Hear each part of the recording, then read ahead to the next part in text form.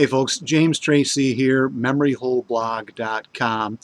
I want to say a few things about the media shield law that has just passed a Senate committee. It is being strongly advocated for by Senator Dianne Feinstein because this is some of what I actually teach. I have a special interest in. I also do research on it, being a professor of journalism and media studies. So what is this and why should we be concerned? Why should we have any type of concern about our Congress, about governments going ahead and seeking to identify who a journalist is? We should be very concerned because the next step will be the government licensing journalists. In other words, the anti-constitutional move to go ahead and say, place restrictions on who can, who cannot say things involving public affairs, who can, who cannot scrutinize our leaders. And this is, again, a dangerous precedent.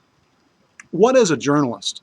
A journalist is someone who is a sentient being, who is able to discern, who is able to provide commentary of the day's affairs, and who is also able to report and research. And that includes a good many people who are bloggers. It includes people who are more or less celebrities in the alternative media sphere as well.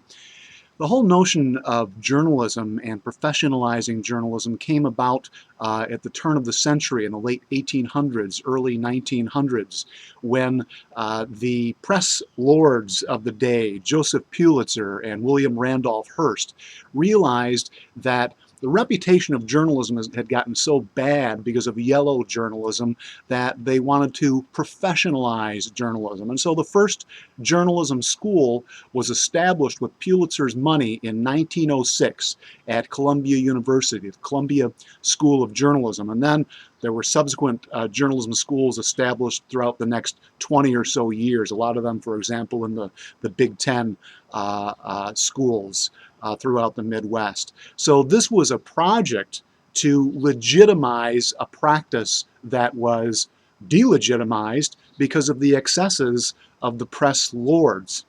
And so that's how it all started, the attempt to identify a journalist. But even then, it was not like being an attorney or being a physician. There were no professional organizations where there was any licensing of journalists. And that's not a bad thing because we have, unlike all other countries, we have something called the First Amendment. That's especially significant.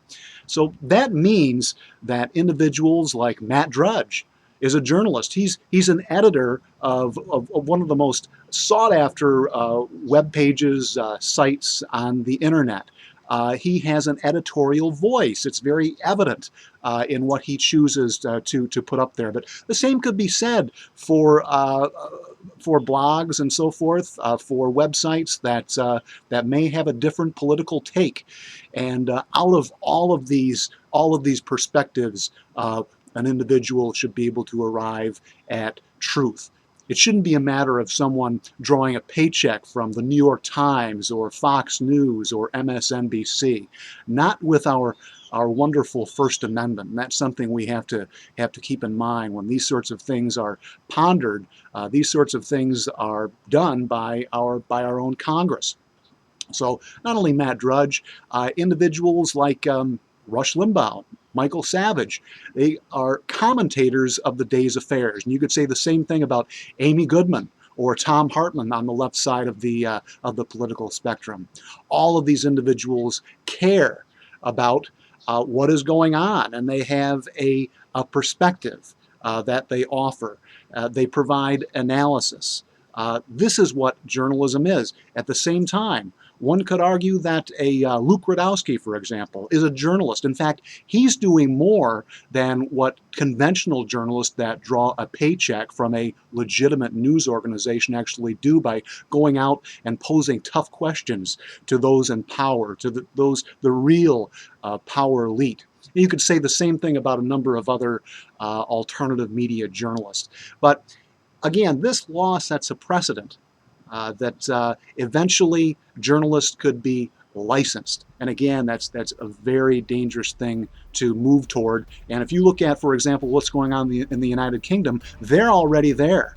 So we have to make certain that we pay attention to what Congress is doing, because their objective is to reduce freedom of speech, freedom of communication, especially among those who want to see change in the world, who are critical of them, who are critical of programs of government and the corporate nexus.